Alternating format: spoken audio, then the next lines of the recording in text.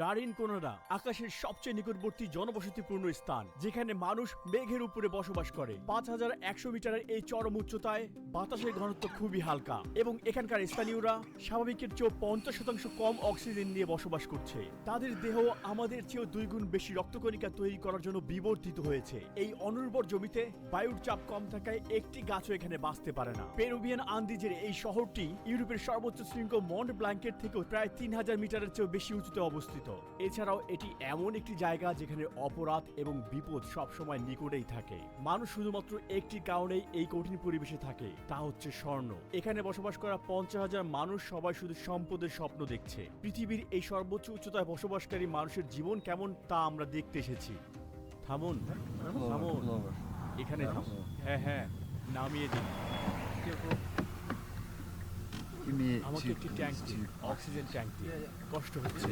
সমুদ্রপৃষ্ঠে অভ্যস্ত কোনো মানুষের জন্য একদিনে 2000 মিটার উপরে আরোহণ অসুস্থতার কারণ হতে পারে, যেখানে আমরা ইতিমধ্যে ওই উচ্চতার দ্বিগুণ আরোহণ করেছি। অবশ্যই। মাথা ব্যথা, আবছা দেখা, এছাড়াও কাশি এবং শ্বাসকষ্টের কারণও হতে পারে। দ্রুত উচ্চতায় উঠলে আপনার ফুসফুসে তরল পানিও জমতে পারে। এমতো অবস্থায় তাৎক্ষণিক সাহায্য চাওয়া অত্যন্ত গুরুত্বপূর্ণ। অধিক উচ্চতায় উচ্চমাত্রার শ্বাস প্রশ্বাসের ফলে দ্বিগুণ পানি খরচ হয়, তাই এই অবস্থায় নিজেকে হাইড্রেট রাখা খুবই গুরুত্বপূর্ণ। আপনারা নিশ্চয়ই দেখতে পাচ্ছেন এখানের উচ্চতা কত। এই পর্বতটি মেঘের সমান উঁচু। এখন আমরা মেঘের উপর দিয়ে চলে যাব। আমাদের নিয়ে চিন্তা করবেন না, আমরা ঠিক আছি। উচ্চতা বৃদ্ধি পাওয়ার সাথে সাথেই আমরা এটা দিয়ে শ্বাস নেব। এখানে থাকা মানুষের কিছুই হয় না, তারা এই পরিস্থিতিতে নিজেকে মানিয়ে নিয়েছে।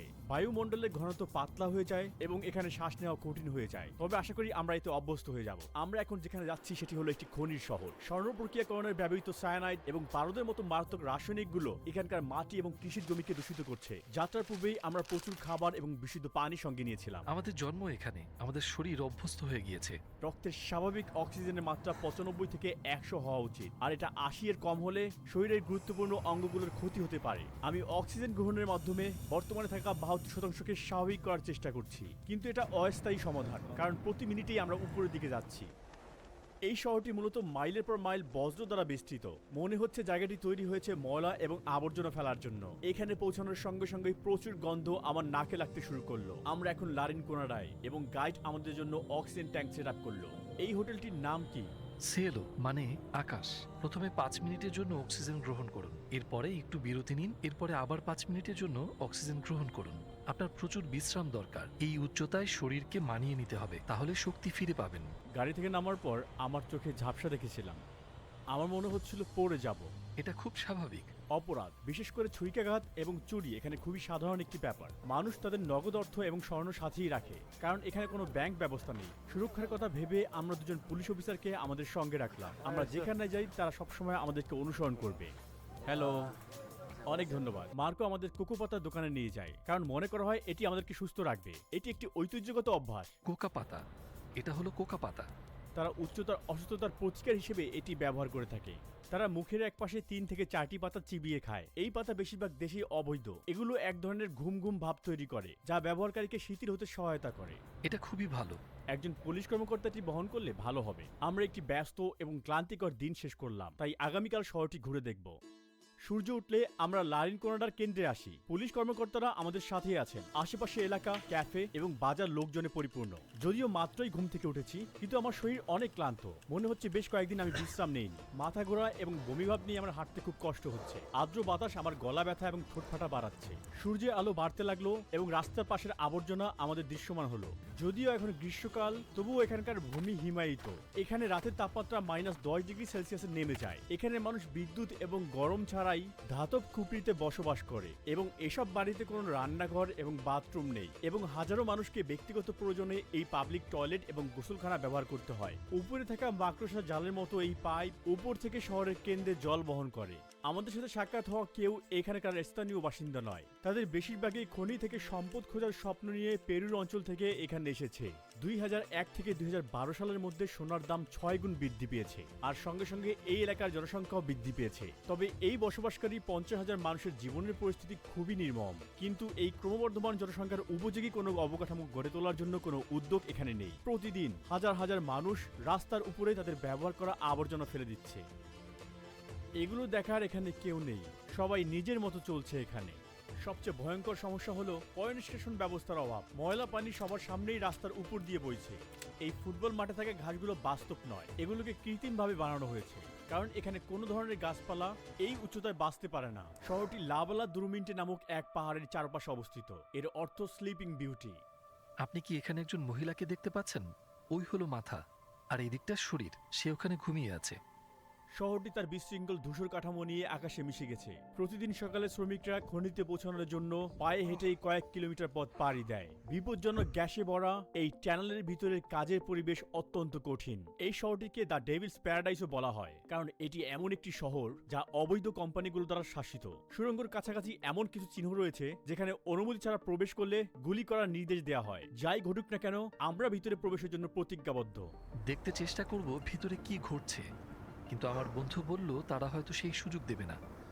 ওই দেখুন মহিলা। ওই মহিলাটি ওখানে একাই কাজ করছে। অবশিষ্ট থাকা জিনিস সংগ্রহ করছে।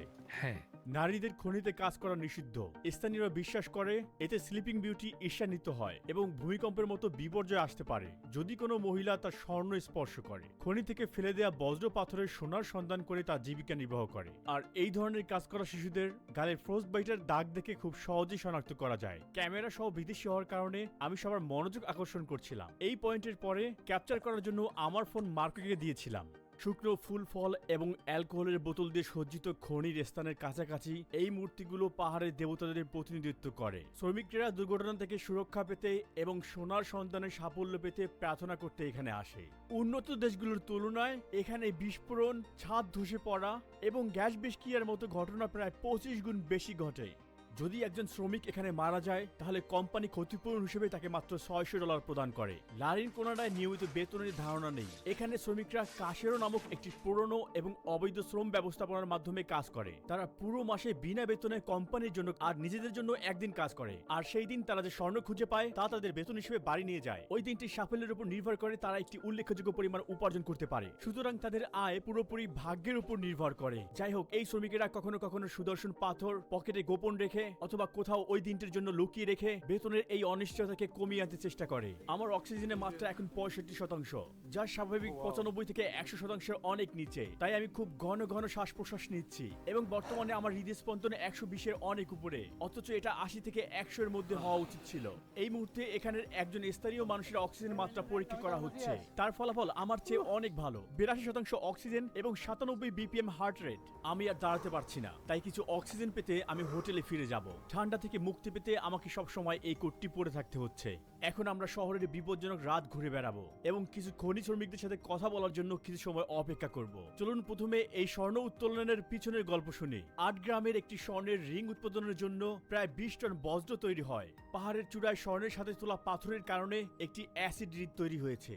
এই শিলায় আয়রন সালফেট বেশি, যা পরবর্তীতে পানি এবং বাতাসের সংস্পর্শে এলে অক্সিডাইজ তৈরি হয় এবং ফলশ্রুতিতে এই গভীর লাল রং তৈরি হয়। এখানে বসবাসকারী স্থানীয় লোকেরা পারদ এবং সায়ানাইড থাকা দূষিত জল দিয়ে ফসল ফলায় এবং তাদের পশুদের বড় করে। এখানকার মানুষের গড় আয়ু মাত্র 35 বছর। এই রাসায়নিক বিষক্রিয়া হলো এর একমাত্র কারণ। এই উচ্চতায় প্রতিটি নিঃশ্বাস সমুদ্র বৃষ্টির তুলনায় প্রায় 50% কম অক্সিজেন পায়। অতএব লারিন কোনাডার একজন বাসিন্দার রক্তের ঘনত্ব একজন স্বাভাবিক মানুষের রক্তের দ্বিগুণ, যা রক্তনালীকে বাধাগ্রস্ত করে এবং মারাত্মক স্বাস্থ্য ঝুঁকির দিকে পরিচালিত করে। একটি কঠিন দিন পার করে খনি শ্রমিকেরা শহরের কেন্দ্রে ছুটে আসছে। এই শহরের মাত্র কয়েকটি রাস্তায় বিদ্যুৎ রয়েছে। সকল শ্রমিকেরা এখন এখানে। তারা বাজার করছে এবং একে অপরের সাথে কথাবার্তা বলছে। এখানে সবকিছুই বিক্রি হচ্ছে, স্ট্রিট ফুড, জামা কাপড়, ঘরের জিনিসপত্র, আপনি যা চাইবেন তাই পাবেন। এখানে বাচ্চারা গভীর রাত পর্যন্ত বাইরে খেলছে। ও মাই গড, দেখো কত সুন্দর ক্যামেরা। তার বয়স কত? 12 বছর। এখানে আশেপাশে কোথাও প্রাথমিক বা মাধ্যমিক বিদ্যালয় আছে? না, স্কুল কি অনেক বড়? অতটা বড় নয়। ওখানে উচ্চতর ডিগ্রি আছে? না, এরকম কিছু নেই। এরপর তাদেরকে পুনো বা জুলিয়াতে পড়তে যেতে হয়। যদি না যায় তাহলে কি এই শিশুরা অন্যদের মতো খনিতে কাজ শুরু করবে? হ্যাঁ, আপনি দেখতে পাচ্ছেন এখানে মানুষ টাকার সাথে স্বর্ণের বিনিময় করতে আসে। আমরা অন্য একটি এক্সচেঞ্জ অফিসে আছি। ডাকাতের হামলা থেকে বাঁচতে তারা কাউন্টারের সামনে লোহার বার বসিয়েছে। বন্ধুরা, এখন আমরা দেখব তারা কিভাবে স্বর্ণকে রূপান্তর করে। দাঁড়ান, একটু অক্সিজেন নিয়ে নেই। আপনি এখন দেখতে পাচ্ছেন একজন শ্রমিকের পুরো মাসের কষ্টের ফলাফল।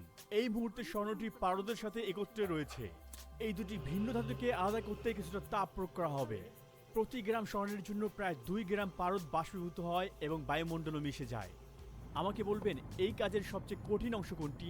স্বর্ণ পরিবহন করা। এখানে অনেক খারাপ লোক বা ডাকাত আছে, তাই এগুলো এখানে পরিবহন করা মোটেও নিরাপদ নয়। এই কারণে মানুষ এখানে আসতে ভয় পায়। তিনি লারেন কোনাডার সবচেয়ে কি পছন্দ করেন? আসলে সত্যি বলতে এখানে ভালো তেমন কিছুই নেই। আশেপাশে যা কিছু দেখছেন সবকিছুই দূষিত। এখানে মোটামুটি জাতীয় আয় থেকে বেশি। জাতীয় আয় থেকে বেশি, তাই না? এজন্যই মানুষ এখানে আসে। এখানে মাথা ব্যথা এবং ক্লান্তির মতো উপসর্গগুলো কমাতে বিভিন্ন ভেষজ দিয়ে চা বানানো হয়। আমরা এটাকে বলি অ্যামোলিয়েন্টে। কি দিয়ে বানানো এগুলো? এতে আছে পানি, আছে বিভিন্ন ভেষজ এবং সিরাপ। এটা সত্যি ভালো, একটু খেয়ে দেখুন। একটু একটু অল্প খেয়ে দেখুন। এটা অনেক কড়া, তাই এটা পান করা আমার জন্য অনেক কষ্টকর। মানে আলো নেই, তাই এখানেই থামা ভালো, নয়তো একটি বিপদ ঘটতে পারে। বেশিরভাগ শ্রমিকেরা তাদের কষ্ট অর্জিত অর্থ এই রাস্তার অ্যালকোহল এবং নাইট লাইফের জন্য ব্যয় করে। এখানকার কঠিন পরিশ্রমও হয়তো কাউকে হত্যা করতে পারে না, কিন্তু ছুরিকাঘাত এবং এইডস তাদেরকে প্রতিনিয়ত হত্যা করছে। এই রাস্তায় শ্রমিকদের জন্য বার, নাইট ক্লাব এবং আরও অনেক ভোগের সামগ্রী রয়েছে যাতে শ্রমিকেরা মগ্ন থাকেন। আমরা এখন এই শহরের মানব পাচার, ডাকাতি এবং হত্যার কেন্দ্রে রয়েছি। সামনে তাকিয়ে দেখুন, একজন মহিলা দাঁড়িয়ে আছে। তারা অন্য মেয়েদেরকে দেওয়ার জন্য তার কাছ থেকে ফুল কিনে নেয়। পুনো পুলিশের মতে এই জায়গাগুলোতে আনুমানিক 2500 অপ্রাপ্তবয়স্ক মেয়েকে প্রতিনিয়ত এক্সপ্লয়েট করা হচ্ছে। পুরো শহরে শুধুমাত্র একটি থানা রয়েছে এবং এখানকার সরকার এই অপরাধের বিরুদ্ধে লড়াই করার জন্য কোনো প্রচেষ্টাই চালাচ্ছে না। এখানে কোনো কারাগার রয়েছে না, তবে এখানে ছোট্ট একটি জায়গা আছে, এটাকে আমরা কেলাবোজা বলি। এখানে মনে হয় কোনো হাসপাতালও নেই, তাই না? হ্যাঁ আছে, কিন্তু ছোট, খুবই ছোট। মনে হয় সব মিলিয়ে 2 থেকে 3টি রুম। আমরা একজন শ্রমিকের সাথে কথা বলেছি যিনি 12 বছর যাবৎ এই পেশায় নিয়োজিত আছেন এবং এই শহরের একমাত্র জিমের মালিকও তিনি। তীব্র পরিশ্রমের পর শ্রমিকেরা এখানে এসে ব্যায়াম করে। রামিরো এখানকার ভাগ্যবান শ্রমিকদের মধ্যে একজন। আপনার জীবনে পাওয়া সবচেয়ে বড় স্বর্ণের দানার ওজন কত ছিল? 200 গ্রাম। ওহ, দারুণ। সে বলেছে একটি স্বর্ণ থেকেই সে 200 গ্রাম পেয়েছে। এটা সত্যি অনেক বড় স্বর্ণ। আপনি বিবাহিত? হ্যাঁ, আমাদের 3 সন্তান আছে, তারা বিশ্ববিদ্যালয়ে পড়ে। আপনি সন্তানদের খনিতে কাজ করার পরামর্শ দিবেন? না, কারণ এটা খুবই বিপজ্জনক। উচ্চতা আপনার শরীরকে প্রভাবিত করে? হ্যাঁ, আপনি জানেন, যদিও আমি পুনো থেকে এসেছি, আমার এই সমস্যা ছিল। পুনো সমুদ্রপৃষ্ঠ থেকে 3800 মিটার উপরে, তাই সমুদ্রপৃষ্ঠ থেকে 5000 মিটার উপরে এখানে আসাটা চ্যালেঞ্জিং হতে শুরু করে। প্রথমে হজমের সমস্যা, 3 দিনে সে কি কষ্ট! উফ, 3 দিন পর আবার বিপাক প্রক্রিয়া মানে নিতে শুরু করে। গড়ে শ্রমিকেরা এখানে কত টাকা উপার্জন করে? এটি সময় সময় পরিবর্তন হয়, কখনো কখনো এটি উপরে নিচে নিচে এবং আবার উপরে যায়। এখানে একজন কম বেশি প্রায় 2000 পেরুভিয়ান সোলিস একটু বেশি উপার্জন করে আর কি। খনিতে কাজ করার জন্য আপনার হাত প্রভাবিত হয়েছে। স্বর্ণ থেকে খনিজ আলাদা করার চেষ্টা করার সময় আমি দুর্ঘটনাক্রমে নিজেকে একটি পাথর দিয়ে আঘাত করি। আপনি একটি পাথর ব্যবহার করছেন স্বর্ণ আলাদা করতে এবং তারপর হঠাৎ ব্যাম, ইনজুরি ইনজুরি ইনজুরি, বিশেষ করে এই পাশে যখন আপনি আঘাত করছেন। খনিতে কোনো শ্রমিক মৃত্যুবরণ করেছে? এটা হরহামেশাই হয়। খনি অনেকে বলে শক্তিশালী পুরুষদের জন্য। তারা পেশি শক্তিকে বোঝায় না, প্রাথমিকভাবে এটি মানসিক শক্তি সম্পর্কে বলা হয়। আরো বেশি সহ্য ক্ষমতা, দক্ষতা এবং উচ্চতা বিবেচনা করে। এটি মোটেও এত সহজ নয়। আমরা সমুদ্রপৃষ্ঠ থেকে 5000 মিটার উপরে আছি। যদিও লারেন কোনাডায় আসা এবং এখানে স্বর্ণ খোঁজার স্বপ্ন বাইরে থেকে আকর্ষণীয় বলে মনে হতে পারে, তবে এখানকার বেশিরভাগ শ্রমিক বা তাদের পরিবার তাদের কাঙ্ক্ষিত আর্থিক স্বাচ্ছন্দ্য উপার্জন করতে পারে না। পেরু সরকার স্বর্ণ খোঁজার এই অবৈধ কার্যক্রম এবং শ্রমিকদের উপর নির্যাতনের এই বিষয়ে একেবারেই নীরব। এত কিছুর পরেও মানুষ পৃথিবীর সর্বোচ্চ বসতিতে উন্নত জীবনযাপনের সুযোগ খুঁজছে। ভিডিওটি দেখার জন্য ধন্যবাদ। নতুন ভিডিও মিস না করতে চাইলে আমাদের চ্যানেলটি অবশ্যই সাবস্ক্রাইব করুন। দেখা হবে নতুন ভিডিও।